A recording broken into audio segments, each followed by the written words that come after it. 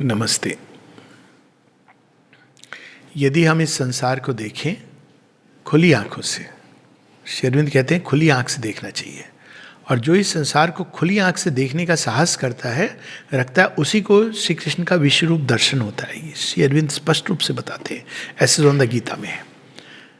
बंद आंख से देखने का क्या मतलब? सब अच्छा है, सब अच्छा है, सब अच्छा है। ठीक है, वो सब अच्छा है गहराई में, पर इसमें कोई दो राय नहीं कि यदि हम खुली आंख से देखें तो हमको दिखाई देगा संसार में बहुत सारी चीज़ें हैं जो हमारी कम से कम बाहरी दृष्टि को विसंगतियों जैसी लगती हैं, जो अपूर्ण लगती हैं, इसमें कोई दो राय नहीं हो सकती, और सीमित लगती हैं। दुख है इस संसार में, पीड़ा भी है, कष्ट भी है, रोग है, शोक है, विनाश है, मृत्यु है, नहीं होनी चाहिए पर है।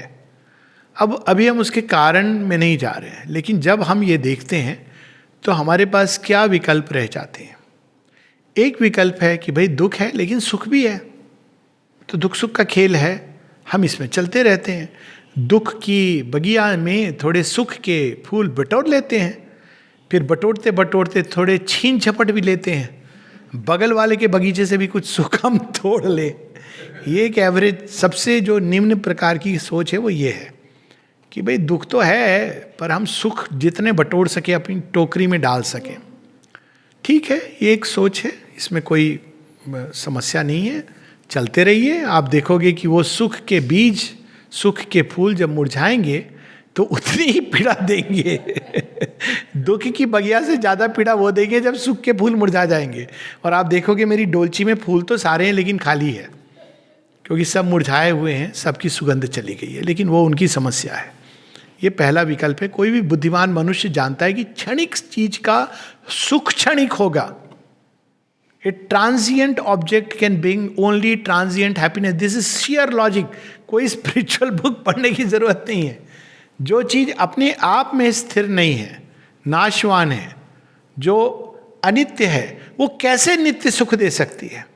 आज आपने एक मानव संबंध के एक बेस ले लें, क्योंकि वो प्रेम का हृदय खुलता है, उसमें बहुत जॉय भी मिलता है, लेकिन आपको पता है कि ये बदलाव चलेगा, फिजिकल शरीर चेंज होगा, वाणी चेंज होगी, नाना प्रकार की चीज़ें आएंगी जीवन में। तो अगर आप सोच रहे हो कि इसके आधार पर मुझे एक स्थायी नित्य सुख मिल जाएगा, तो ये तो वट एवर इज कॉल्ड दाम्पत्य सुख, क्या वर्ड यूज़ किया है मानना पड़ेगा, जो हमारे लोग हैं।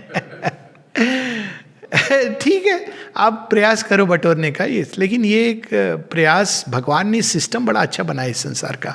आप ये प्रयास करोगे ना, तो जब तक भगवान की दृष्टि आप पर नहीं पड़ेगी अच्छा चलेगा। जिस दिन भगवान, जो शनि वनि की दृष्टि नहीं होती है, शनि के बाद पीछे कौन खड़ा होता है? संडे, सूर्य देव खड़े होते हैं। तो बाहर से लगती है शनि की दृष्टि, पीछे उसके सूर्य देव ही देख रहे हैं। इसमें कोई अतिशोक्ति नहीं है, सूर्य के ही पुत्र हैं या छोटे भाई हैं। शनि की कहानी आप पढ़िए ना, शनि कौन है? तो कहानी में ही है कि पहले उनको भेजते हैं सूर्यदेव कि तुम जरा इसको हिलाओ। ये अभी शुक्र के प्रभाव में, शुक्र lady Venus is shining on him. So कहते हैं अभी लेडी वीनस बहुत हो गया, शनि देव जाओ अपनी वक्र दृष्टि डालो। अब शनि बेचारे, अपना जॉब डिस्क्रिप्शन है उनका, उनको क्यों कोसना, अच्छे ही काम कर रहे हैं। शनि इधर से उधर, इधर से उधर, थोड़े समय 2.5 साल जो भी 7.5 ही, बाद में आप कहते हो भगवान भगवान भगवान, तब सूर्यदेव प्रकट होते हैं, अच्छा Shani your job is over, come out of the way. तो आप चलना चाहते हो, जा सकते हो, आप पूरे जीवन शनि जी को तेल चढ़ा दीजिए, वो तो जज है, उनको कोई ब्राइब नहीं बढ़ती, बिकॉज ही इज जजमेंटल है, बहुत स्ट्रांग जजमेंट होता है उनका। तो वो क्यों होता है? क्योंकि उससे वो कलुष धोके हमको सूर्य के लिए तैयार करते हैं। यह भूलने की वाली बात नहीं है। शनि के बाद सूर्य आता है। सूर्य देव से जब आप पोषित हो जाते हो, जब तेजो में हो जाते हो, तब कर लेते हो, तब सोमरस आता है। सोमरस पीने के बाद सब मंगल होता है। और फिर बुद्ध बृहस्पति तो सब आनंद ही आनंद है। Buddha is wisdom. जब सोमरस पीते हैं तब असली विजडम आती। जब तक डिलाइट नहीं आया ना, तो बस वो केवल खोखला ज्ञान है। और विजडम जब आती तो आप गुरु बृहस्पति, देखिए कितनी अच्छी सीक्वेंस जिसने भी बनाई है। और उसके बाद अगर लेडी वीनस साइन करती है तो ठीक लेकिन आप शुक्रवार से शुरू करोगे तो शुक्र के बाद शनि आएगा। तो ये बड़ी सिंपल सी चीज है, ठीक है। ये तो एक असाइड हो गया संडे टू मंडे पर मूल चीज जो ये है सब्जेक्ट विषय पर अगर हम आए तो विकल्प क्या है हमारे पास। ये एक विकल्प है कि हम जीवन से एडजस्ट कर लेंगे, सुख बटोरेंगे इधर से उधर, ठीक है आप करो, एक दिन वो चले जाएंगे, क्षणिक सुख है, ट्रांजिएंट है। दूसरा विकल्प, हम संसार में रहते हुए संसार की माध्यम से, संसार में जो शक्तियां हमें अवेलेबल हैं ह्यूमन बीइंग की सीमा में, उससे हम संसार को इंप्रूव करेंगे। वैज्ञानिक ये करता है, अच्छी बात है। वो अपने विज्ञान के द्वारा शरीर को निरोग कर देंगे, शरीर को हम अमर भी कर देंगे, ये भी सोचने लगे हैं क्या डीएनए चेंज कर देंगे, ये सेल्स चेंज कर देंगे, क्लोनिंग कर देंगे, ठीक है। लेकिन अगेन यहाँ पर एक लॉजिकल प्रॉब्लम है। सीमित से केवल सीमित प्राप्त किया जा सकता है। जब तक आप सीमित से असीम को प्राप्त करने का एक मार्ग है, लेकिन आप सीमाओं को बढ़ा सकते हो और बढ़ानी चाहिए। कहने का अर्थ नहीं कि नहीं करना, जरूर करनी चाहिए, लेकिन एक टाइम आता है जहां आपके सामने एक वॉल आती है। ठीक जैसे सुख बटोरते बटोरते एक वॉल आती है जिसके आगे कहा जाता है फॉरबिडन गार्डन ऑफ प्लेजर। आप उसमें, लेकिन आपकी आदत पड़ गई है सुख पाने की, खोजने की, तो आप फॉरबिडन गार्डन में पांव रखते हो। जैसे ही पांव रखते हो सीन चेंज हो जाता है, वहाँ भयानक नरक खुल जाता है। तो आप कहते हो ये क्या हुआ, ये तो बड़ा सुंदर गार्डन था। तो क्या कहा जाता है, वो तो हमारा प्रोमो था, एडवर्टाइजमेंट था, असल रूप इसका ये है। तो उसी प्रकार से जब आप विज्ञान के माध्यम से सीमाओं को पुश करते जाते हो तो अंत में क्या होता है, एक जगह वॉल आ जाती है। और सबसे बड़ी वॉल क्या है, जड़ तत्व की वॉल। जड़ तत्व को आप कितना भी मॉडिफाई करते चले जाओ, जब तक उसमें एक नई ज्योति, एक नया प्रकाश, एक नई ऊर्जा नहीं लाते, तो वो अपनी एक सीमा पर जाके रुक जाएगा। तो ये उसकी समस्या है। लेकिन करना चाहिए, जैसे पहला प्रयास, दूसरा प्रयास भी करना चाहिए। इससे it helps us to grow. लेकिन वो एक टेम्पररी, एक लिमिटेड प्रयास है। लेकिन जिन लोगों को उसमें आस्था है उनको उस दिशा में जाना चाहिए। संसार में सबका अपना अपना स्थान है। तीसरा प्रयास बुद्ध ने कहा ये तो नहीं हो सकता, क्योंकि उन्होंने ये दोनों चीजें देख ली थी, इसका अंत। तो उन्होंने कहा कि इसमें रमो मत, ये तो अनित्य है, असुख है, पीड़ा ही देगा अंत में। सुख है लेकिन वो सुख ही पीड़ा का कारण बन जाता है। जब बच्चा होता है तो लल्ला आया, सब आपने पूरा मोहल्ला बुलाया, खूब खाना खिलाया, सब चले गए, लल्ला बड़ा हुआ और लल्ला हमारी देखभाल करेगा आपको बाय बाय करके चला गया। अब वही जो लल्ला आया था आपका, वो कितना दुख का कारण बना। It becomes the source of unhappiness. तो जब ये बुद्ध कहते हैं कि संसार में दुख, उनका पहला सूत्र है कि दुख इट्स अ फैक्ट, तो वो ये ऑब्लिवियस नहीं है कि सुख नहीं है, उन्होंने खुद देखा था। लेकिन वो ये कह रहे हैं कि सुख का भी अंत, सुख की परस्यूट का अंत दुख ही है। तो अंत में दुख है, तो इससे बाहर निकलने का मार्ग खोजो। तो उन्होंने फिर बाहर निकलने के मार्ग में निर्वाण प्राप्ति का एक 8-fold पाथ, बुद्धम शरणम गच्छामि, धर्मम शरणम गच्छामि, संघम शरणम गच्छामि, सीक्वेंस रिवर्स है। तो उन्होंने वो एक मार्ग दिया मनुष्य को और 8-fold पाथ, धर्म का पथ दिया कि इससे बाहर आने का तरीका है आपको। और पथ क्या है, बड़ा सिंपल है।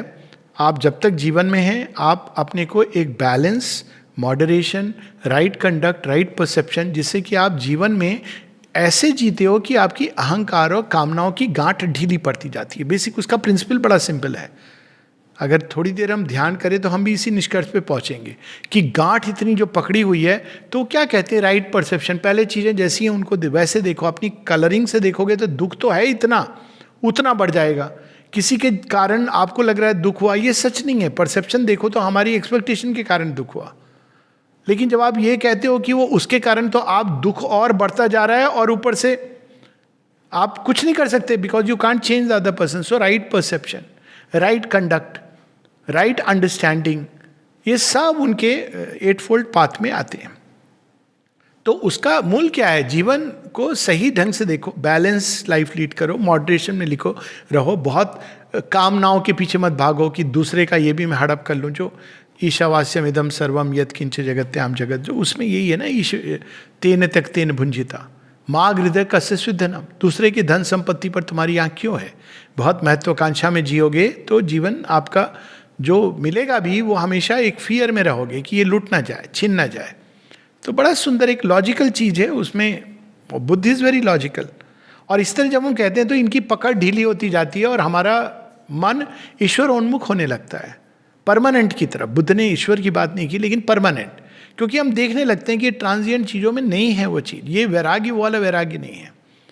उसकी बात बाद में करेंगे तो वो टर्न हो जाता है। फिर इसके बाद में जो लास्ट बिट आता है वो ये है कि लेकिन ये संसार क्या बदला जा सकता है? कुछ लोग इस हीरोइक इंपल्शन के साथ कि ये सब तो ठीक है लेकिन ये भी तो एक स्वार्थ है, हम संसार से बाहर हो गए लेकिन संसार में तो पीड़ा, कष्ट, ये तो अचित अंधकार तो रहा। तो ये चौथा विकल्प श्री अरविंद दे रहे हैं। अब तक ये विकल्प नहीं था। कई लोग पूछते हैं क्या अंतर है?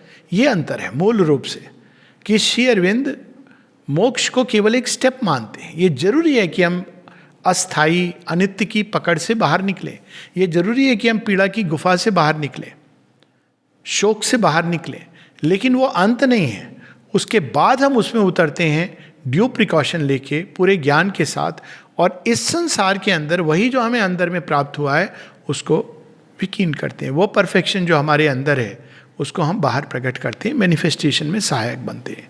तो ये मनुष्य के सामने चार विकल्प हैं। लॉजिकली अगर हम सोचें तो और कोई विकल्प है नहीं। बाकी ठीक है, सबकी अपनी अपनी मर्जी है, अपनी अपनी अवस्था है, लेकिन अगर हम केवल सुख की खोज में रहेंगे, अंत दुख है। It doesn't need anything. जो पूरे कितना मैं सुंदर लगूं, कब तक सुंदर लगूं, you will face the wrinkles.